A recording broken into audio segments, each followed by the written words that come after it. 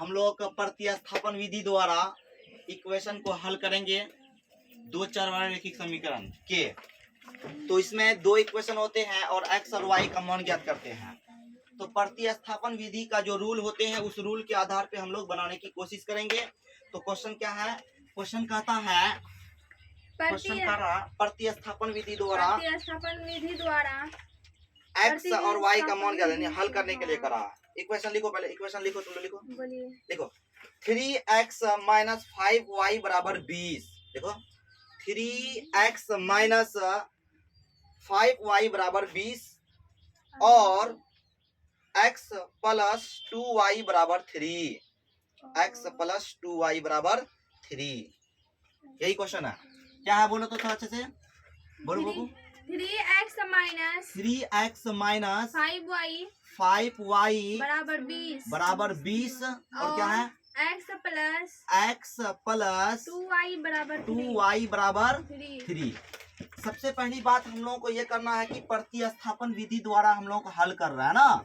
चलो, तो इस सवाल का सॉल्यूशन जब कर रहे हैं तो सबसे पहला रूल कहता है इक्वेशन मान लो, इक्वेशन 1 और इक्वेशन 2 मानो। इसको जो इक्वेशन है उस इक्वेशन को 1 और 2 मान लो। अब इक्वेशन 1 में काम करते हैं। आप लिखेंगे यहाँ पे समीकरण 1 में, समीकरण 1 में क्या है? समीकरण 1 3x माइनस 5y बराबर 20 है। यहाँ पे समीकरण 1 में जो पकड़ेंगे तो वहां से x का मान निकालने की कोशिश करेंगे। वो y के रूप में होगा। किसके रूप में होगा? y के रूप में होगा। यानी हमको यहाँ पे x का मान y के रूप में लाना है। तो यहाँ पर देखो 3x बराबर 20 प्लस 5y हो जाएगा। अब देखो यहाँ पे हमको सिर्फ x रखेंगे तो 20 प्लस 5y यहाँ पे 3 हो जाएगा, है ना।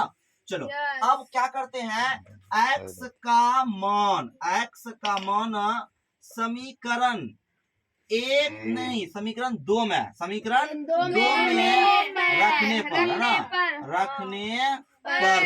चलो समीकरण 2 में रख रहे हैं x का मान। तो समीकरण 2 क्या है? x प्लस 2y बराबर 3। तो यहाँ पे x का मान कितना है? देखो अभी निकाले हैं 20 प्लस 5y 3 प्लस 2y बराबर 3। तो अब देखो यहाँ पर इन दोनों को जोड़ने का काम करेंगे। क्या करेंगे? यहाँ पर जोड़ने का काम करेंगे। देखो यहाँ एक और काम कर सकते हैं, क्योंकि इसको अलग अलग करके हम लोग इधर उधर भेज सकते हैं, वहां भी कर सकते हैं, तो यहाँ से भी ले सकते हैं, डायरेक्ट भी कर सकते हैं। तो देखो यहाँ पर कुछ नहीं तो क्या एक है, तो यहाँ पर एलसीएम लिए कितना आया? 3 आया। अब यहाँ पर क्या आएगा? 20 प्लस 5y प्लस यहाँ पर 3 दूना 6y बराबर यहाँ पर 3 आ जाएगा। बराबर यहाँ पे कितना आ जाएगा? 3 आ जाएगा। अब देखो यहाँ पर 20 प्लस 5y और यहाँ 6 5 कितना 11y हो जाएगा। और बराबर यहाँ पर 3 गुना 3 कर देंगे, ये भाग में तो गुना हो जाएगा। तो अब यहाँ पर देखो क्या है, 11y 3 3 9, ये प्लस हो जाएगा, माइनस हो जाएगा 20। तो यहाँ पर आ जाएगा y बराबर हो जाएगा 11 बट्टे 11। एक साथ कम कर रहे हैं पूरा, क्योंकि y बराबर कितना हो जाएगा? -1 आएगा। कितना आएगा? -1 आएगा। अब देखो कहता है कि y का मान समीकरण 1 या 2, तुमका मान है जहाँ पे तुम रखना चाहते हैं, समीकरण 1 या समीकरण 2 में। तो y का मान समीकरण 1 में रखने पर, है ना, रखने पर। तो क्या कर रहे हैं यहाँ पे? समीकरण 1 क्या माने हैं? देखो यहाँ पे 3x माइनस 5y बराबर 20। तो यहाँ पर देखो 3x माइनस 5 गुना इसका मान आया है -1 बराबर यहाँ पर 20 है। तो यहाँ पर देखो 3x प्लस 5 हो जाएगा बराबर 20, क्योंकि यहाँ पर हो रहा है ऐसे काम।